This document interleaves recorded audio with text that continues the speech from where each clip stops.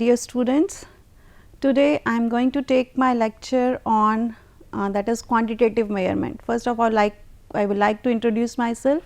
I am Dr. Monica, working as associate professor in NIET Pharmacy Institute, Greater Noida, which is being affiliated from Dr. APJ Abdul Kalam University, and I am going to deal with the subject that is pharmaceutical microbiology having code BP 303T. I have already taken my few lectures on these topics, but in this I will move forward with the quantitative measurements. In the last lecture I was dealing with this topic, that is quantitative measurements of bacteria within any of the culture media, any of the nutrient media, how we can count, how we can determine the number of bacteria within any of the sample nutrient media or culture media, how we can determine quantitatively that how much microorganisms or how much bacteria are there within that media. So, in this what I am going to cover is methods used to determine or measure the microbial growth, or the method used for counting the total count and viable count. In my last lecture also I told you about the total count and viable count.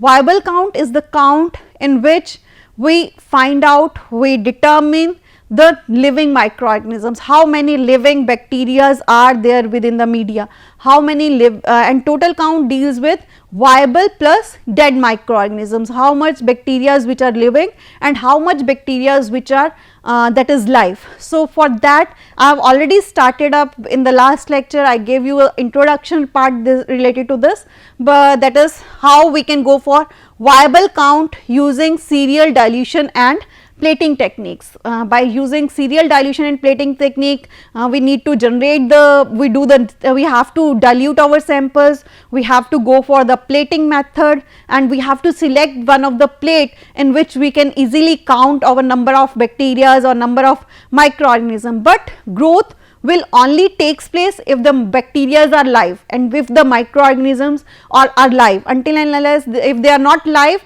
they will not be able to grow and they will not be able to generate the colonies. So, that is why this method, as we are developing the plate and we need colonies to count with the help of colony counter. So, only the microorganisms or bacteria which will be live will grow and they will generate the colonies, and we will be able to count those colonies with the help of colony counters. So, that is why this method only gives us the viable count. It will not give us any of the dead microorganism count. This method only deals with the viable counts, the microorganisms, the bacteria which are live in nature. And second techniques which we deal with is microscopic count or using a hemocytometer. For serial dilution plating technique, we were using the instrument named colony counter, but for microscopic count we will use a slide known as hemocytometer, and that slide, using that slide and using that microscope, we can easily count or we can easily determine our total count and viable count within any of the culture media. We can find it out how much live microorganisms are there, and we can easily find the number of dead microorganisms within the media. After that comes the turbidity. We can use this instrument based on turbidity methods. We can go for spectrophotometric analysis, and spectrophotometers are the instruments which can easily determine the turbidity. Mainly these spectrophotometers are based on absorbance and transmittance method. I will like to explain in detail in the next slides. That is, it also gives us the total count. So, these both methods, one is microscopic and second one is spectrophotometric analysis. These both methods will gives us the total count, and these and microscopic method will also gives us the viable count. So, as you can see, first method, that is serial dilution and plating method, will give us the only viable count, whereas microscopic method or hemocytometer gives us the total as well as viable count, whereas the last method, which is spectrophotometer, this will gives us the total count. It is not going to give us the viable count, it will just gives us the total count, that how much bacteria are there, whether they are live or whether they are dead, it will count all the bacteria, spectrophotometric analysis. So, in this lecture I am going to cover these both techniques in detail, as I have already covered serial dilution and plating technique in my last lecture. So, now what hemocytometer is? Now, hemocytometers are actually a glass slide. Now, what that glass slide is, what we need to do, we have to take a glass slide. This is a special type of a glass slide, as you must have seen in the labs, that normal glass slides on which we can easily inoculate our transfer our species, and we can observe under microscope how much number of cells within that sample. Simple slides you must have seen, but this is a special type of a slide which has that is graph engraved within that slide. There is a graph engraved. As you can see, this is a graph. You must have seen the graph in your regular practice, in your regular labs, that what actually graph means. So, this is a special type of slide in which already there is a graph engraved within that slide, and that graph, if we observe under microscope, if we see under microscope, you can easily see that graph like this. That graph will be having various lines and various squares you can count over the graph. You can easily count the squares. So, what we need to do, we have to take that special slide. First of all, we need to make a suspension of our culture media, that is nutrient media, in which there are bacteria inoculated within that culture media. In the culture media in which there are bacteria, and we want to count those bacteria in that culture media, that culture media must not be highly concentrated, that must be diluted first. First we need to dilute, so that we can easily see the species on the graph. When we have transferred our sample or suspension, first we need to make a bacterial suspension before transferring it to the slide. That suspension what we are going to make, that must be diluted form. We can't use it as it is in concentrated form. We can't transfer that sample on the slide, because we won't be able to observe a single species, or there will be no gap within the species or within the bacteria. So, as we need to count the number of bacteria, that suspension must be diluted in nature, that must not contain large number of bacteria. So, first we need to dilute that sample. After that sample, with the help of pipette, we will place one drop of that sample or dilution onto this graph which has been engraved within that slide. So, once you have put that sample suspension with the help of pipette on the graph paper or on the slide, what you need to do, you have to, after that you have to locate the grid.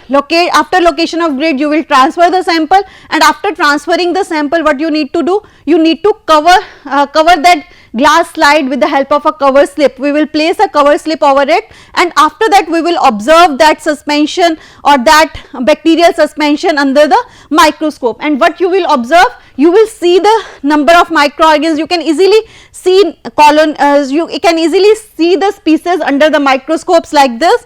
That species must be separated out, that must be countable, those species. If they are not countable, the suspension was concentrated, then you need to again dilute that sample, you have to again make that suspension again, and after that again you will inoculate or transfer that sample into the grid. So, the sample must be diluted. Until and unless it is not diluted and you are observing under the microscope that microorganisms or bacteria are clubbed together, you have to first dilute it, and after that you have to transfer that sample, and after transferring you have to cover it with the cover slip, and after covering it with the cover slip you will observe under microscope, and after observing under microscope you must see these bacterial species on the graph. So, now what this graph is and how many columns it have, and what is the length of that each side of that, how we can analyze the count within that graphical representation, this how we can, as you can even see in this case also, you can easily observe the number of bacteria and you can count those bacteria, how many bacteria are there within this square, how many are there within this square, how many are there within this square. You can easily count the number of bacteria within the square that is square grid. So after counting, what you need to do, first of all you need to understand the grid, what the grid actually is, what the graph actually is, why this graph has been generated or engraved within the slide. Now what is the role of this grid within the slide? So as you can see in the next slide, that this grid is actually used for the calculation purpose. How? You can easily see that we have this type of a grid, and this grid is containing total 9 squares will be large. There will be 1 large squares, and second it will there, if you see a normal graph paper also, there are always graphical in graph we have large square. As you can say, this one is the largest square within the whole graph. This one is the one actual graph, and in this we have one big square, one we have medium squares. As you can see, this one is the medium square and this one is the smallest square. So for first large square, second medium squares we have, and after that we have the small squares. First we need to know the length of these squares, whatever squares we have on the grid. So as you can see in this, the largest square, total number of squares within this grid are 9. We have 9 squares within the 9 large squares within the grid, and those 9 squares, what is the length of one side of this large square? That is 1 millimeter. 1 millimeter we have, and after that, as you can see, we have small square, and what will be the length of that? That is we have that this one is the small square, but what will be the length of this small square? That this is the small square, and this will have how many squares? 4, that is total number of 4 squares, that will be medium squares. 4 medium squares will be there within the one large square.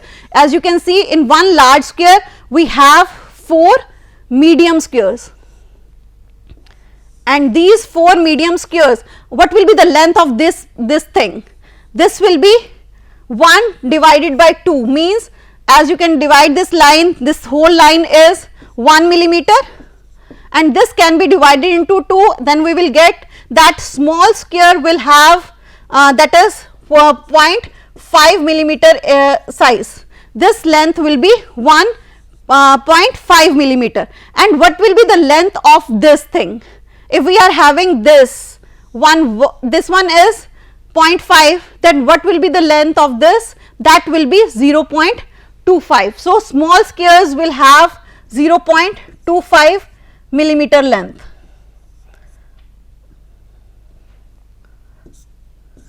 0.25 millimeter.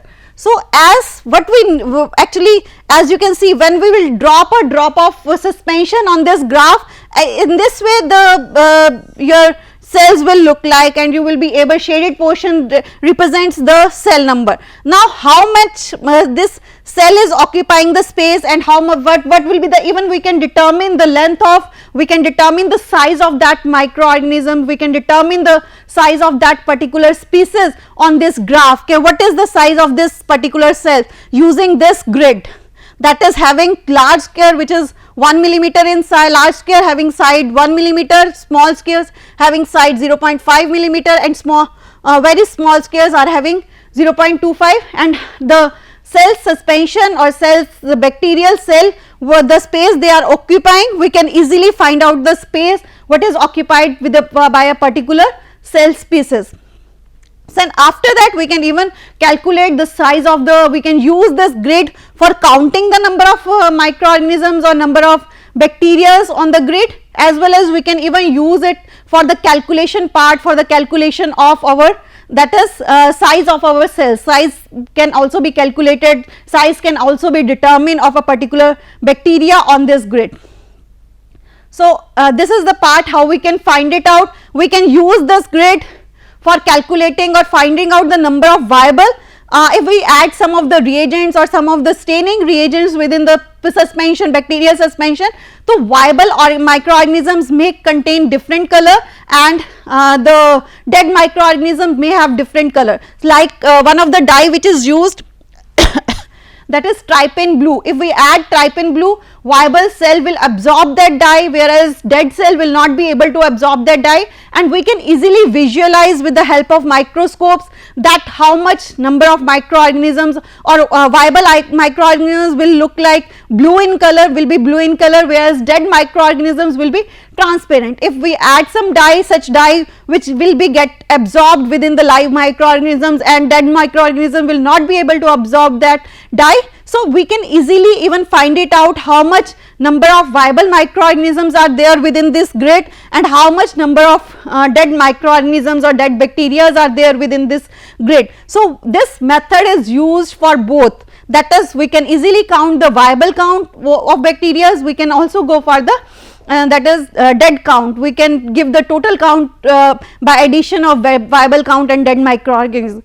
So total count, this method will gives us the total count as well as the viable count, both can be calculated by microscopic techniques using hemocytometer. So next method by which we can only go for, that is we can only count the total count. This method spectrophotometric analysis never gives us that is viable, or we won't be able to differentiate between dead microorganism or dead bacteria, and we won't be able to differentiate between viable bacteria. With this spectrophotometric analysis just gives us what, that is the total count of bacteria within the suspension, how much that is total bacteria are there within the suspension. Now what is the principle behind spectrophotometric analysis is that whenever we add some of the microorganisms in the suspension, and whenever we add some of the microorganisms within the media, what will happen,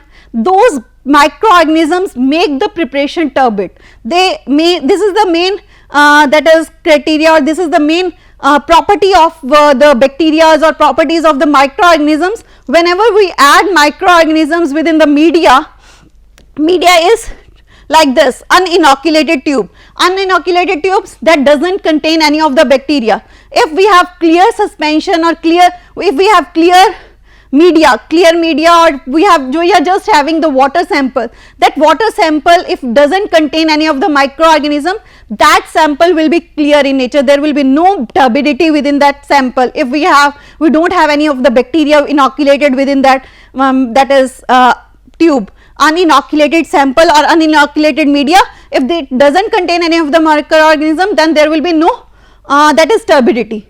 So this spectrophotometric analysis, what it will do, it will analyze the turbidity, it actually analyze the transmittance and absorbance, and absorbance and turbidity are ultimately related to absorbance, and transmittance indirectly relates to the turbidity. As the turbidity increases, what will happen, when turbidity increases, turbidity is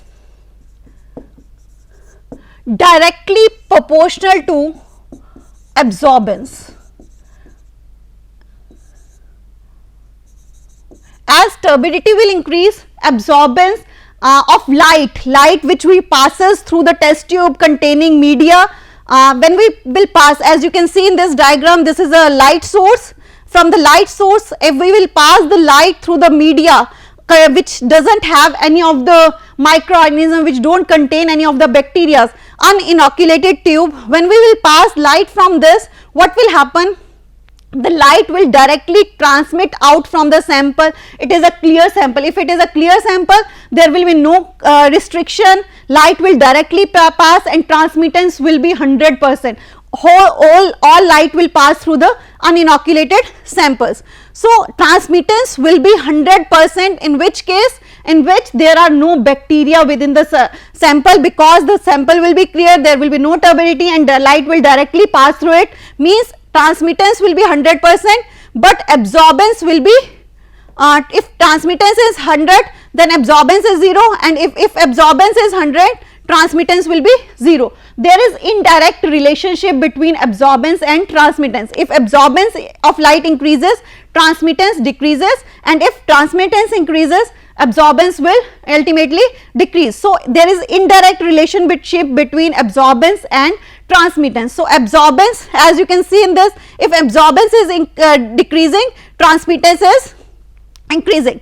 If transmittance is 0, absorbance is 100%. If transmittance is 100, then absorbance will be 0. You can easily see on the digital that is spectrophotometer the amount of light absorbed or the amount of light transmitted from any of the sample. So if your sample doesn't contain any of the bacteria or any of the microorganism, the whole light will pass through the sample, and once whole light will pass, what will happen? You will see the uninoculated sample, clear sample, light will pass. That means transmittance, this digital spectrophotometer must show transmittance 100 and absorbance 0. There should be no absorbance of light in this case, in which you are having the clear samples. If there are no bacteria or no microorganisms, you have uninoculated tube, you have clear samples, then if light passes, and once the light will pass, that light will show, that digital spectrophotometer must show 100% transmittance and 0 absorbance. As you can see, even in this needle also, this needle is pointing 100% transmittance and 0% absorbance. No absorbance, 100% transmittance. So how turbidity relates to absorbance? Turbidity, as the sample becomes turbid, as we go on increasing, suppose number of bacteria or number of microorganisms within the sample, what will happen? With number of increase in bacteria, as I told, microorganisms or bacteria will generate turbidity. They will make the sample turbid, or turbidity, if turbidity increases in any of the sample, if we have inoculated those samples with microorganisms, then those samples will become turbid, and once they will we have, as you can see, number of bacteria have been added, and this sample is inoculated sample. At an inoculated sample, what we will observe, there will be, the sample will become turbid, and as it will become turbid, it will absorb the light. When we will pass light from this is, as you can see, this is the light source, and when we will pass light through this light will get absorbed by these bacteria or whatever microorganisms are there within the sample. They will act as a hindrance to the light, and they will absorb the light, and you will see that absorbance will increase and transmittance will reduce. As turbidity increases, absorbance, light will get absorbed, and the light will not be able to transmit. So absorbance will increase and transmittance will reduce. In uninoculated sample, transmittance was 100%, but absorbance was 0. But if we have inoculated samples or inoculated in which there is turbidity, means it will reduce, it will increase the absorbance, but it will reduce the transmittance. You can see in this needle will point that absorbance is going on increasing and transmittance is going on reducing. Absorbance increase and transmittance reduce. So as you can see, there is a relation between turbidity. Turbidity relates to absorbance and transmittance, and absorbance and transmittance are that is inversely linked. As absorbance increases, that is transmittance will decrease, or transmittance increases, absorbance will decrease. But turbidity is directly proportional to absorbance, and if turbidity is directly proportional to absorbance, then turbidity will be inversely proportional to transmittance, as they are inversely related. So turbidity will be inversely proportional to transmittance. As turbidity increases, transmittance will reduce, inversely proportional. And after that, how you can analyze the sample, unknown samples, how much quantity of microorganisms are there within the sample, how much number of bacteria are there within the sample. Unknown sample, how we can analyze unknown samples quantitatively. This is a physical or qualitative method, or we are just finding out whether our samples are inoculated or uninoculated. But if we want to quantitatively estimate, what we need to do, we need to make standard samples. Now how we can make standard samples? As you can see in the next slide, that we have to make some of the standard samples like S1, S2, S3, S4, S5, S6, S7 control. one will be control. That means the test tube which will not contain any of the bacteria, that will act as a control. The absorbance will be 0, means it is not absorbing light, means the sample is uninoculated. Uninoculated sample always gives us absorbance 0. There is no bacteria within the sample, then the absorbance will be 0. This is known as your control sample. And standard samples, what you need to do, like S1, S2, S3, S4, S5, S6, S7, what you need to do, you have to take 7 test tubes, as you can see in this column. What do you need to do, you have to take 7 test tubes, and in 7 test tubes you have to increase the number of bacteria. The number of bacteria or bacterial count must be known, how much bacteria you are going to add within that sample. That is, in S1 suppose we are adding 4 into 10 raised to power 6 number of bacteria. In standard 2 we are adding 12 into 10 raised to power 6 bacteria. But the cell number is known. In standard sample means we know the number of bacteria whatever have been inoculated within that test tubes, so that are known as standard samples. So as we know the number of bacteria, and after that we will place that test tube. If we place control test tube within the spectrophotometer, that is giving 0% absorbance or 0 absorbance. If we are placing S1 sample within the spectrophotometer, that is, we know number of cells within that sample, and by using spectrophotometer we can find it out its absorbance. So in this way you have to find out the absorbance of all the standard samples like S1, S2, S3, S4, S5, S6, S7, and what you will write it down the absorbance of those samples.